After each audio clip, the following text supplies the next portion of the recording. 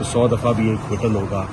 اور انہوں نے اس بات سے ایگری کیا کہ جب ایویڈنس آج نہیں تو تب کیسے ہو سکتا ہے, نیچے بھیجنے سے کیسے آ سکتا ہے ایویڈنس. سو میرا خیال ہے کہ ہم بالکل قریب ہیں عمران خان صاحب کے, اور شاہ محمود قریشی صاحب کا جو ڈیسیجن ہے وہ بالکل قریب ہے, وہ آنے والا ہے.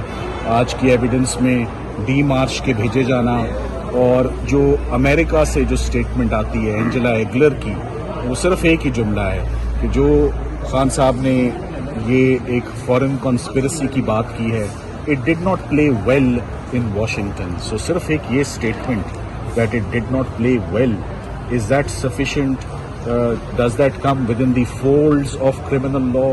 Does that fall within the purview of Official Secrets Act?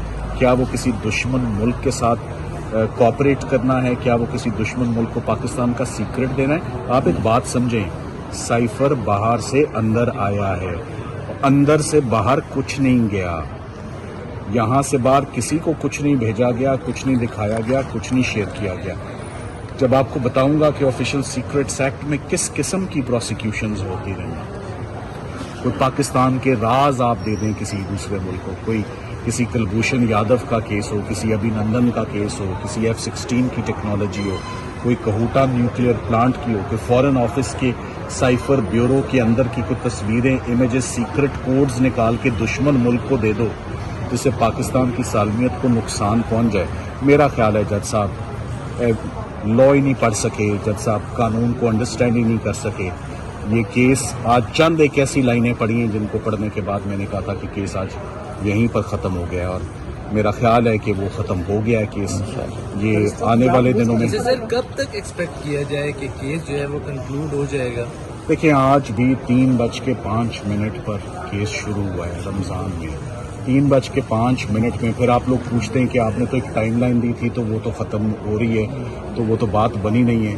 تو آج بھی میں نے ان سے منت سماجت کی ہے. سو اب بات یہاں بیٹھی ہے کہ ہم 21 رمضان کو منڈے کو تو کام نہیں کر رہے, ہم ٹیوزڈے کو جج صاحبان کا میرے سے انہوں نے کہا ہے کہ ہم آپ کو 1 سے لے کر 4 تک کا ٹائم دیں گے. اس 1 سے 4 کے درمیان آپ اپنے سارے ایویڈنس کو کنکلوڈ کر لیجیے گا, اور میں انشاءاللہ صرف 1 گھنٹے میں کنکلوڈ کر دوں گا.